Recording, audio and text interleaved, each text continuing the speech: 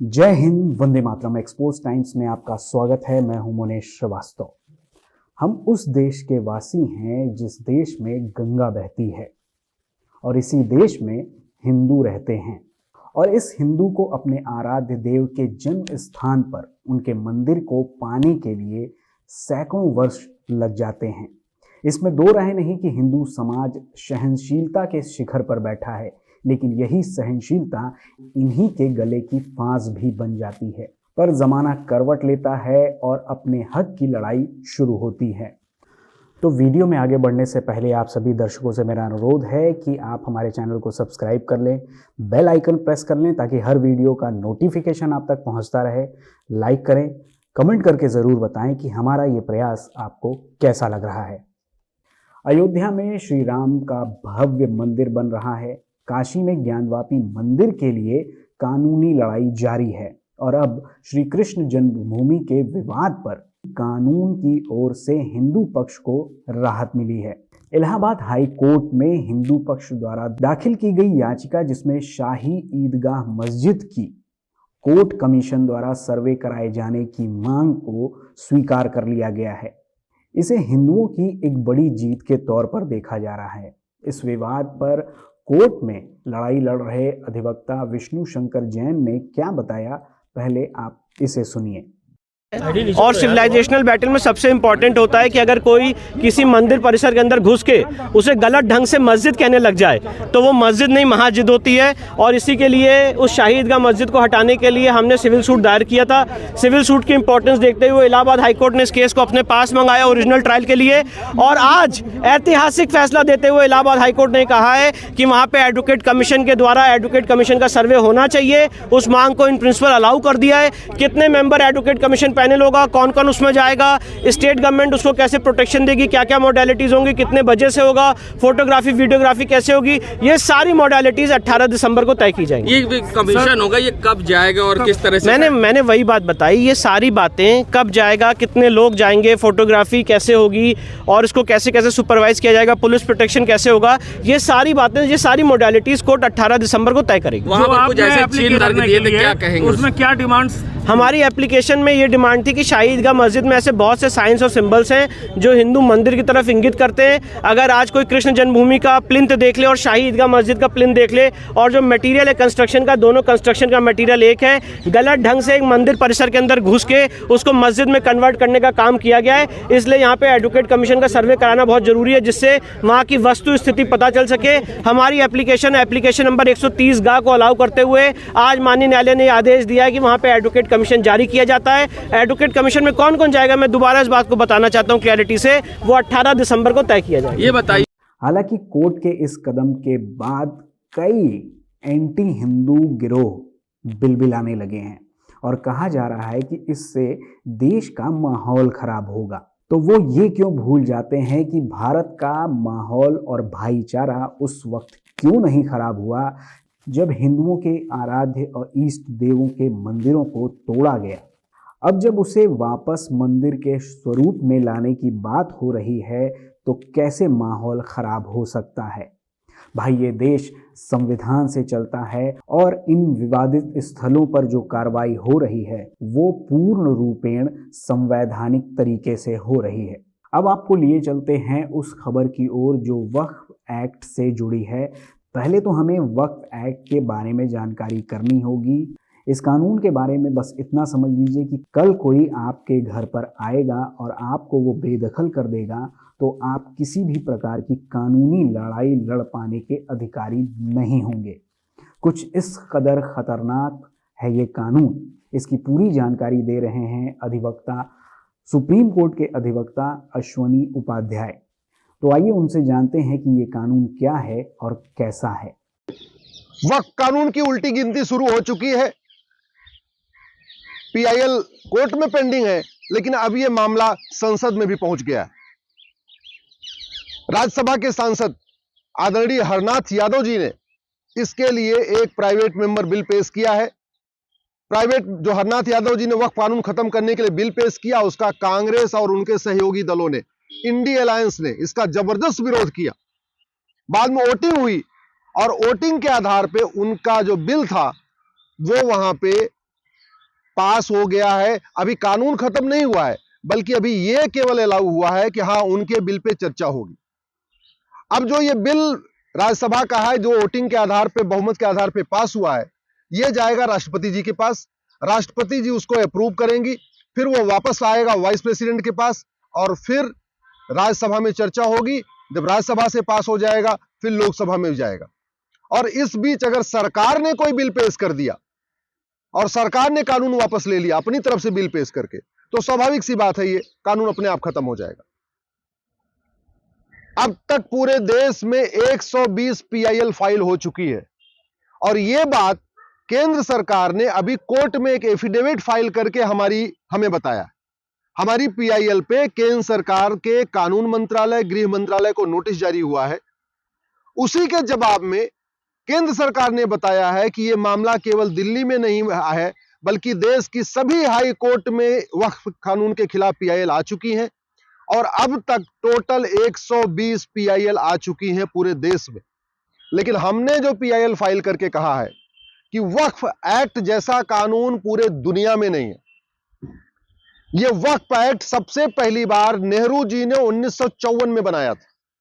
और बनाया किस लिए था? क्योंकि विभाजन के बाद बहुत सारे परिवार यहां से चले गए पाकिस्तान। उनकी जो जमीनें थी वो बहुत थी, उन जमीनों को कायदे से सरकार को ले लेना चाहिए था और जब पाकिस्तान से हिंदू आए तो उनको उन जमीनों पे बसा देना चाहिए था। क्योंकि जो पाकिस्तान से हिंदू आए, जो उनकी जमीनें वहां खाली पड़ी थी, जो भारत के मुस्लिम्स गए उनको वहां बसा दिया गया। पाकिस्तान सरकार ने यही काम किया कि जो लोग हिंदू अपनी जमीन वहां से छोड़ के आए थे, वो जो उनकी जमीनें खाली पड़ी थी उसको सबसे पहले क्या किया कि जो भारत के मुस्लिम्स गए थे उनको बसा दिया। इसके अलावा जो और भी जमीनें पड़ी थी उसको सरकार ने खुद ले लिया या आसपास के उस पर हॉस्पिटल बना दिया, कुछ और काम कर दिया। यही काम नेहरू जी को करना चाहिए था कि जितने लोग यहां से गए थे पाकिस्तान, उनकी सबकी जमीनों को एक्वायर कर लेना चाहिए था। जो लोग पाकिस्तान से हिंदू आए थे उनको उस पर बसा देना चाहिए था और जो एक्स्ट्रा जमीन होती उस पर अपना हॉस्पिटल बना सकते थे, स्कूल बना सकते थे, कॉलेज बना सकते थे, यूनिवर्सिटी बना सकते थे, पुलिस लाइन बना सकते थे और भी जो गवर्नमेंट डिपार्टमेंट बना सकते। लेकिन नेहरू जी ने यह काम नहीं किया। नेहरू जी ने बाकायदा एक वक्फ बोर्ड स्टैब्लिश करा दिया, वक्फ कानून बना दिया और वक्फ कानून बना के उन सारी जमीनों को वक्फ बोर्ड को दे दिया। यह कानून इतना खतरनाक है कि आज अगर वो सुप्रीम कोर्ट को कह दे कि ये सुप्रीम कोर्ट वक्फ बोर्ड की जमीन पे बना हुआ है, तो सुप्रीम कोर्ट के रजिस्ट्रार उस नोटिफिकेशन को कोर्ट में नहीं चैलेंज कर सकते। सुप्रीम कोर्ट के रजिस्ट्रार को भी वक्फ बोर्ड के सामने जाना पड़ेगा। उस कानून को राजीव गांधी ने 1984 में और मजबूत किया। ध्यान से समझिए, नेहरू जी ने 1954 में वक्फ कानून बनाया। राजीव गांधी ने 1984 में जब उनको 400 सीट मिली, उसी साल 1984 में उस कानून को और मजबूत कर दिया। उसके बाद 1995 में नरसिम्हा राव की सरकार ने जो नेहरू जी का कानून था और जिसको राजीव गांधी ने मजबूत किया था, उस कानून को वापस लिया और भी खतरनाक एक नया कानून बना दिया 1995 में। और 2013 में जाते जाते सोनिया जी की सरकार, मनमोहन जी की सरकार ने 2013 में उसको और खतरनाक बना दिया। ऐसा खतरनाक कानून बनाया है कि इलाहाबाद हाई कोर्ट को वक्फ बोर्ड ने बोला ये हमारी जमीन है और इलाहाबाद हाई कोर्ट उस नोटिफिकेशन को चैलेंज नहीं कर पाया। वक्फ बोर्ड से गिड़गिड़ाता रहा कि नहीं ये तुम्हारी जमीन नहीं है, हमारी जमीन है। वक्फ बोर्ड नहीं माना, Allahabad high court supreme court आया। ध्यान से समझिए, इलाहाबाद हाई कोर्ट जो सबके मुकदमों का फैसला करता है, वो अपनी जमीन नहीं वक्फ बोर्ड से छुड़ा पाया, उसके लिए उसको सुप्रीम कोर्ट तक आना पड़ा। यह कानून है कांग्रेस का, जो सबसे पहले नेहरू जी ने बनाया, राजीव गांधी ने उसको और मजबूत किया, नरसिम्हा राव ने उसको और मजबूत कर दिया और बाद में मनमोहन सिंह ने और मजबूत किया। यह कानून इतना खतरनाक है कि जो बड़े लोग हैं, पैसे वाले लोग हैं, उनको नोटिस भेजता है और उसके बाद कहता है 10 लाख दो, 20 लाख दो, 50 लाख दो, तब हम नोटिस वापस लेंगे, यानी उनसे वसूली करता है। लेकिन जो गरीब है, शेड्यूल कास्ट है, शेड्यूल ट्राइब है, आदिवासी हैं, उनको नोटिस भेज के कहता है कि अगर तुम इस्लाम कबूल कर लोगे तब तुम्हारी जमीन तुम्हारे पास रहेगी और नहीं तो ये जमीन वक्फ की हो जाएगी। अब जो सोचिए आप भोपाल से झबुआ 700 किलोमीटर दूर है। झबुआ एक आदिवासी क्षेत्र है। झबुआ के जो आदिवासी हैं उन्होंने झबुआ की लोकल कोर्ट को भी कभी नहीं देखा। भोपाल तो देखना उनके लिए असंभव है। अब झबुआ में वक्फ बोर्ड एक नोटिस भेजता है और कहता है ये जमीन वक्फ की है। आदिवासियों से कहता है इसका जवाब देने तुम भोपाल आओ। अरे जिन आदिवासियों ने झबुआ की लोकल कोर्ट नहीं देखी वो भोपाल 700 किलोमीटर दूर कैसे आएंगे? और फिर कंडीशन क्या रखता है? अगर अपनी जमीन छुड़ानी है तो कन्वर्ट हो जाओ। मेरठ और मुजफ्फरनगर लखनऊ से 600 किलोमीटर दूर है। मेरठ और मुजफ्फरनगर की जमीन पे वक्फ बोर्ड कब्जा करता है। उसके लिए मेरठ मुजफ्फरनगर वालों को लखनऊ जाना पड़ता है, क्योंकि लोकल कोर्ट में उस नोटिस को चैलेंज ही नहीं कर सकते। अच्छा, अगर किसी की प्राइवेट जमीन पे वक्फ बोर्ड कब्जा करता है तो लोग अपनी जमीन के लिए फिर भी लड़ते हैं। लेकिन जो गोचर की जमीन है, जो पार्क है, जो ऊसर जमीन है, जो बंजर जमीन है, जो खेल का मैदान है, उसको जब वक्फ बोर्ड कब्जा कर लेता है उसके खिलाफ तो कोई नहीं लड़ता। लेखपाल पटवारी के पास कहां इतना टाइम है और कहां इतना उनके पास पैसा है? सरकारी अधिकारी के पास, तहसीलदार के पास, कलेक्टर की जाके उससे 600 किलोमीटर दूर, 700 किलोमीटर दूर लड़ते रहेंगे। नतीजा यह हुआ है, रेलवे और डिफेंस के बाद सबसे ज्यादा प्रॉपर्टी का मालिक वक्फ बोर्ड बन चुका है। इस समय तीसरे नंबर की प्रॉपर्टी, इतनी जितनी प्रॉपर्टी वक्फ बोर्ड के पास है इतनी प्रॉपर्टी तो मंदिरों के पास नहीं है। हिंदुस्तान में सबसे ज्यादा बहुसंख्यक रहते हैं हिंदू। हिंदुओं के पास लाखों मंदिर हैं, लेकिन जितनी जमीन मंदिरों के पास नहीं है उससे ज्यादा जमीन वक्फ बोर्ड के पास। मैं सरकार से निवेदन करता हूं, तत्काल इस नेहरू के महापाप को, राजीव गांधी के महापाप को, नरसिम्हा राव के महापाप को और मनमोहन सिंह के महापाप को, इसको वापस करिए, इसको खत्म करिए, इस महापाप का अंत करिए। और जो जमीनें वक्फ बोर्ड के पास है 12 लाख एकड़ के आसपास, इन जमीनों को एक्वायर करिए, वहां पे स्कूल बनाइए, कॉलेज बनाइए, इंजीनियरिंग कॉलेज बनाइए, मेडिकल कॉलेज बनाइए, लॉ कॉलेज बनाइए, पुलिस लाइन बनाइए, जो करना है करिए। वहां से जो पाकिस्तान से विस्थापित आए हुए हैं उनको बसाइए, जो कश्मीर से विस्थापित आए हैं उनको बसाइए, जो कुछ करना है करिए, लेकिन इस कानून को खत्म करिए। मैं धन्यवाद दूंगा हरनाथ यादव जी को, जिन्होंने साहस दिखाया है।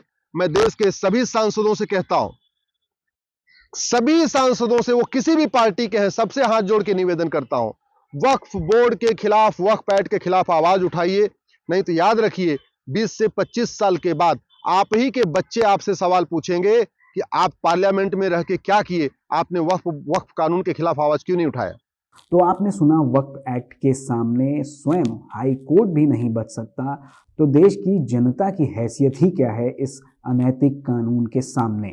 और इसके लिए यदि कोई जिम्मेदार है तो वो है भारत की सबसे पुरानी पार्टी कांग्रेस। हालांकि इस कानून को न्यायपालिका और विधायिका दोनों ही मोर्चों पर चुनौतियां मिल रही हैं। ये कानून जितनी जल्द समाप्त हो जाए देश के लिए, हिंदुओं के लिए और देश की जनता के लिए, तभी भला होगा। तो इस वीडियो में बस इतना ही। मिलते हैं अगले वीडियो में, तब तक के लिए धन्यवाद, नमस्कार, जय हिंद।